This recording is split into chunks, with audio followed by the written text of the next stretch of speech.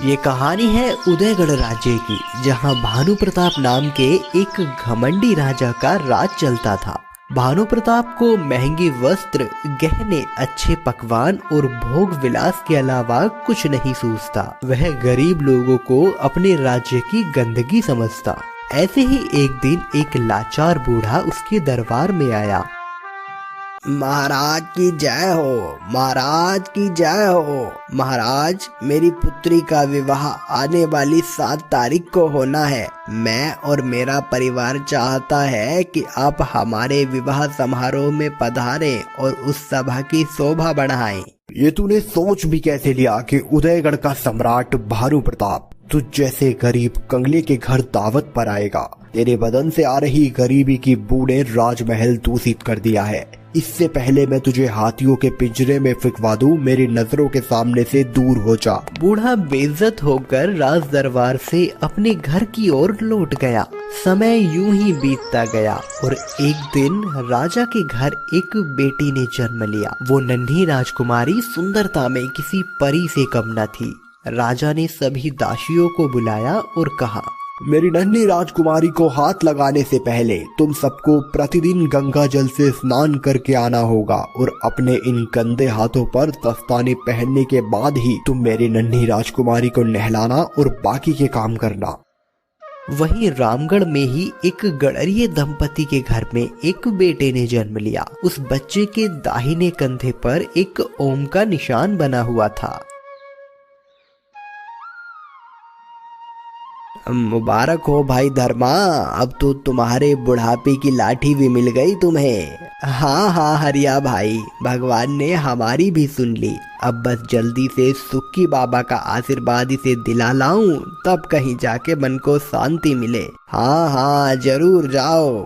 धर्मा और उसकी पत्नी अपने नवजात शिशु को बाबा का आशीर्वाद दिलाने बाबा के आश्रम की ओर निकल पड़े। बाबा ने जब उस बच्चे को देखा तो बहुत हैरानी के स्वर में बाबा ने धर्मा से कहा, अरे धर्मा, ये बच्चा न केवल तुम्हारे लिए बल्कि इस पूरे राज्य के लिए सुख का कारण बनेगा। भविष्य में इसका विवाह इस राज्य की राजकुमारी के साथ होगा। क्या एक गड़रिये के बेटे का विवाह एक राजकुमारी के साथ? हाँ धर्मा, विधि के विधान को समझना हमारे तुम्हारे बस की बात नहीं। ऊपर वाले ने बहुत सोच समझ के इस बच्चे को यहाँ भेजा है। धीरे धीरे ये बात सारे राज्य में फैलने लगी। जब राजा को इसके बारे में पता चला तो वो क्रोधित हो उठा। एक गड़रिये का बेटा कैसे उसकी बेटी से शादी कर सकता है जो एक बेहद सुंदर राजकुमारी है। उसने एक साधारण व्यापारी का रूप लिया और उस गरीब दंपति के यहाँ पहुंचा। उसने उनसे झूठ कहा कि वो निसंतान है। राजा ने गड़रिये को उसके बच्चे के बदले 2 सोने के सिक्कों के थैले पेश किए। गड़रिये ने बहुत विनम्रता से सोने के सिक्के लेने से मना कर दिया और बच्चे को राजा को देने के लिए राजी हो गया। वो जानते थे कि वो उस बच्चे को वैसी जिंदगी नहीं दे सकते जिसका वो हकदार है।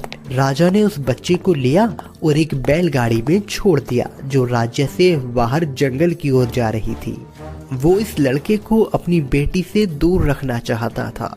उस सुनसान रात में राजा ने सोचा कि उसने तकदीरें बदल दी हैं, पर ऐसा नहीं होना था। बैलगाड़ी से वो बच्चा एक गरीब किसान दंपति को मिला जिनकी अपनी कोई संतान नहीं थी।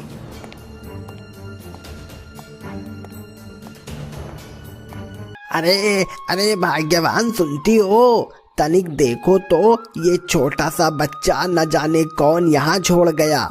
इतने छोटे बच्चे को आखिर कोई कैसे इस वीराने में छोड़ के जा सकता है? भगवान जाने किस डाली का ये फूल है जो अब उससे बिछड़ चुका है। मैं तो कहती हूँ जी, हमारी भी कोई औलाद नहीं है और इसके भी माँ बाप का कुछ पता नहीं है, तो क्यों ना हम ही इसे अपना लें। हो सकता है भगवान की यही मर्जी हो। किसान और उसकी पत्नी ने बच्चे को पालने का फैसला किया और उन्होंने उसका नाम रखा भरत। समय ऐसे ही बीतता गया और राजकुमारी भी अब बड़ी हो चुकी थी। एक दिन राजकुमारी अपनी दासियों के साथ राज्य के बाजार में घूमने के लिए निकली और तभी घघासुर नाम के एक जादूगर की नजर राजकुमारी पर पड़ी। राजकुमारी की सुंदरता को देखते ही जादूगर मंत्र मुग्ध हो गया और उसने अपने साथी से कहा, देखो देखो मेरे गुलाम, कितनी खूबसूरत राजकन्या है। इसे तो मैं तुम्हारी मालकिन बनाकर ही रहूंगा। लेकिन सम्राट, कहाँ वो एक राजमहलों में रहने वाली कन्या और कहाँ आप खंडरों में पले बड़े जादूगर, वो भला आपसे विवाह कैसे कर सकती है? जुबान को लगाम दे गुलाम कौए। जादूगर घोगा को जो चीज पसंद आ जाए फिर घोगा उसे हासिल करके ही दम लेता है।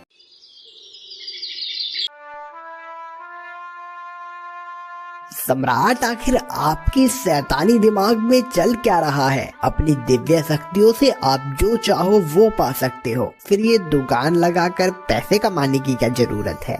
तुम तो मेरा कमीनापन जानते ही हो, फिर भी ऐसे सवाल करते हो। मैंने इन इत्र की शीशियों में काला जादू डाल दिया है। अब जैसे ही राजकन्या इस इत्र को अपने शरीर पर लगाएगी, वो मेरी ओर खींची चली आएगी। इतना कहते ही जादूगर ने देखा कि राजकुमारी की दासी बाजार में राजकुमारी के लिए खरीदारी करने आई है। उसने दासी को अपनी दुकान पर रोका और उससे कहा, खास राजकुमारी के लिए मैं अरब के देशों से बहुमूल्य इत्र लेकर आया हूँ। अगर राजकुमारी इस इत्र को अपने शरीर पर लगाएगी तो उनकी खूबसूरती में 4 चांद लग जाएंगे। लेकिन मैं तुम्हारी बात कैसे मान लूं कि ये इत्र इतना मनमोहक है और तुमसे इसे कैसे खरीद लूं? ठीक है, मत मानो मेरी बात, लेकिन जब राजा भानु प्रताप को ये बात पता चलेगी कि जो चीज राजकुमारी की सुंदरता को बढ़ा सकती थी एक दासी ने उसे नहीं खरीदा, तो राजा जी तुम्हें मृत्यु दंड देंगे। हाँ, सोच लो। दासी जादूगर की बातों से बहुत डर जाती है और तुरंत वो इत्र खरीद लेती है जिस पर जादूगर ने काला जादू किया था। दासी महल में जाकर वो इत्र राजकुमारी को देती है। राजकुमारी जैसे ही उसे अपने शरीर पर लगाती है वैसे ही वो जादूगर के वश में हो जाती है और रात होते ही वह महल से निकलकर जादूगर के पास उसके खंडहर पहुंच जाती है।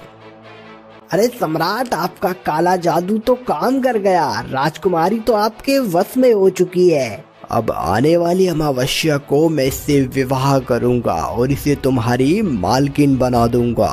अगली सुबह जब राज्य में ये बात फैली कि राजकुमारी का अपहरण किया जा चुका है, तब राजा बहुत दुखी हुआ। उसने तुरंत सैनिकों को राजकुमारी को ढूंढने का आदेश दिया। सैनिक तुरंत राजकुमारी की खोज में निकल पड़े। उन्होंने कई दिनों तक राजकुमारी की खोज जारी रखी, लेकिन राजकुमारी का कुछ पता न चल सका। मुझे लगता है राजा साहब, अब आखिरी उम्मीद बस सुक्की बाबा है। अब वो ही हमें इसका कुछ उपाय बता सकते हैं। राजा ने तुरंत बाबा को दरबार में बुलाने के आदेश दिए और कुछ देर बाद ही सुक्की बाबा राजमहल में उपस्थित हुए। बाबा, मैं बहुत दुखी हूँ। मेरी प्यारी राजकुमारी न जाने कहाँ चली गई है। कृपया मेरी मदद कीजिए। मैं ऐसा है साधु, भला तुम्हारी क्या मदद कर सकता हूँ? तुम इतने बड़े राजा हो, इतने सैनिक तुम्हारे पास हैं, तुम खुद क्यों इसका हल नहीं निकाल पा रहे? बाबा, ये शोहरत, ये दौलत किसी काम नहीं आ रही मेरी नन्ही परी को ढूंढने में। न काम आएगी दौलत, न काम आएगी शोहरत, बची है मात्र चंद दिनों की मोहलत। वो अपनी धुन का मतवाला, जंगल में बैठा रखवाला, बीती गलती सुधार दे, भविष्य को आकार दे। इतना कहकर सुक्की बाबा वहाँ से चले जाते हैं।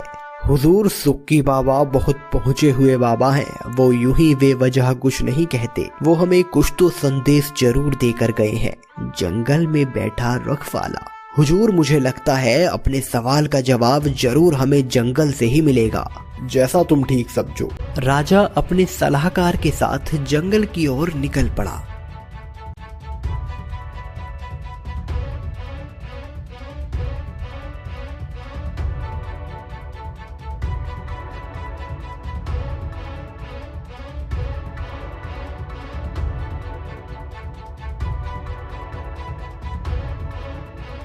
चलते चलते इतना समय हो गया है, लेकिन अभी तक तुम्हें साधु के सवाल का जवाब नहीं मिला। मैं तो भूख की वजह से बदहाल हो चुका हूँ। इस जंगल में न खाने के लिए कुछ फल है और न पीने के लिए जल। तभी सलाहकार को एक युवक दिखाई पड़ता है। देखिए महाराज, वहाँ कोई है, चलकर उससे कुछ मदद मांगते हैं। अरे लड़के, क्या तुम हमें बता सकते हो कि इस जंगल में हमें सेवन के लिए कुछ मिल सकता है या नहीं? जरूर, आगे जाके एक बगीचा पड़ेगा जहां आपको काफी मधुर फल खाने को मिल जाएंगे। अचानक राजा का ध्यान भरत के गर्दन के निशान पर गया और उसे सब याद आ गया। अब समझ आया कि साधु ने क्यों कहा था, बीती गलती सुधार दे, भविष्य को आकार दे। सुन है लड़के, अगर तू मेरा एक काम कर दे तो मैं तुझे अपने राज्य का एक हिस्सा दान में दे दूं। लेकिन महाराज, मैं आपके लिए क्या कर सकता हूँ?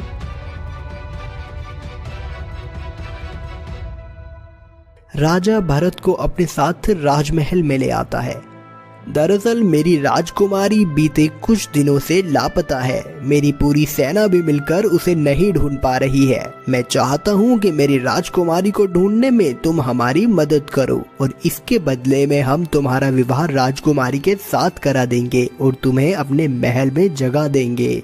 लेकिन महाराज, जो कार्य पूरी सेना मिलकर नहीं कर पा रही, वो कार्य मैं अकेला कैसे कर सकता हूँ? और मैंने तो कभी राजकुमारी को देखा तक नहीं है। इस बात का जवाब तुम्हें राज्य के बाहर रहने वाले सुक्की बाबा ही दे सकते हैं। भरत राजा की सारी बात सुनकर महल से चला जाता है और जब रानी को इस बात का पता चलता है कि राजकुमारी के लिए राजा ने एक गरीब अनजान युवक को चुना है, तो वह बहुत गुस्से से भर जाती है।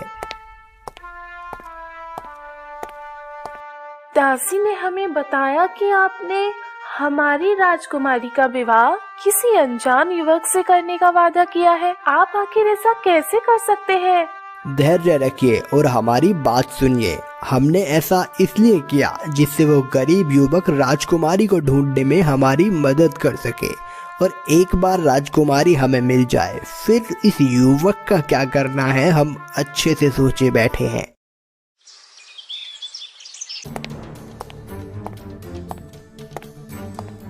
भरत ढूंढता ढूंढता सुक्की बाबा के ठिकाने पर पहुंच जाता है। बाबा, मेरा नाम भरत है और मैं राजा के एक खास काम से आपके पास आया हूँ। दरअसल राजा ने मुझे अपनी बेटी को ढूंढने का जिम्मा सौंपा है, लेकिन मैंने तो आज तक उसे देखा तक नहीं। मुझे समझ नहीं आ रहा कि मैं कैसे उस तक पहुँचूं। बाबा गहन ध्यान में बैठे थे। उन्होंने बहुत शांत स्वर में भरत से कहा, राजकुमारी को ढूंढने की है चाह, उसी की खुशबू दिखाएगी तुझे राह। भरत दिमाग से काफी चतुर था। वह तुरंत राजमहल गया और दासी से राजकुमारी की इत्र की बोतल ले आया, लेकिन उसे अब भी ये समझ नहीं आ रहा था कि इस बोतल से वह राजकुमारी को आखिर कैसे ढूंढे। तभी उसे एक युक्ति सूझी। उसने जंगल से एक खरगोश पकड़ा और उसके शरीर पर थोड़ा सा इत्र लगाया। इत्र लगाते ही उसने देखा कि खरगोश तुरंत जंगल की तरफ भागने लगा। उसने खरगोश का पीछा किया। भागते भागते खरगोश जादूगर की गुफा में चला गया। भरत भी चुपचाप गुफा में गया और उसने देखा कि एक राजकुमारी जैसी दिखने वाली लड़की को किसी ने बंदी बनाकर रखा है। वह तुरंत राजकुमारी के पास गया। मेरा नाम भरत है और मैं यहाँ आया हूँ ताकि मैं तुम्हें आजाद करा सकूँ। तुम जल्दी से मेरे साथ अपने महल में चलो। ये सब इतना आसान नहीं। जादूगर गोगा ने मुझे अपने जादू के बस में किया हुआ है। मुझे आजाद कराने के लिए तुम्हें सबसे पहले उसे मारना होगा। वो यहाँ आता ही होगा। तुम जल्दी से यहाँ से चले जाओ। ठीक है, मैं यहाँ से चला जाता हूँ, लेकिन तुम्हें कैसे भी करके जादूगर की कमजोर कड़ी का पता लगाना होगा। इतना कहकर भरत गुफा से बाहर आता है और वो फैसला करता है कि वो इसी जंगल में रुकेगा और रोज राजकुमारी से मिलने आया करेगा। जादूगर गोगा, मैं तुमसे शादी के लिए तैयार हूँ। अचानक, पर कोई नहीं, देर आए दुरुस्त आए। शायद तुम्हें समझ आ गया कि तुम्हें मुझसे बचाने अब कोई नहीं आने वाला। मुझे थोड़ा वक्त चाहिए। मैंने अब तक तुमसे सिर्फ नफरत की है। तुम्हें जानने और समझने में थोड़ा वक्त तो लगेगा। ठीक है। क्या तुम अमर हो, या तुम शरीर बदल सकते हो, या अपना शरीर त्याग के दूसरे शरीर में प्रवेश कर सकते हो? इतने सारे सवाल। मैं आम लोगों से अलग तो हूँ, पर अमर भी नहीं हूँ। मेरी जान पूर्व के जंगल में नीलगिरी के पेड़ पर रहने वाले एक तोते में है। जब तक वो जीवित है मुझे कुछ नहीं हो सकता।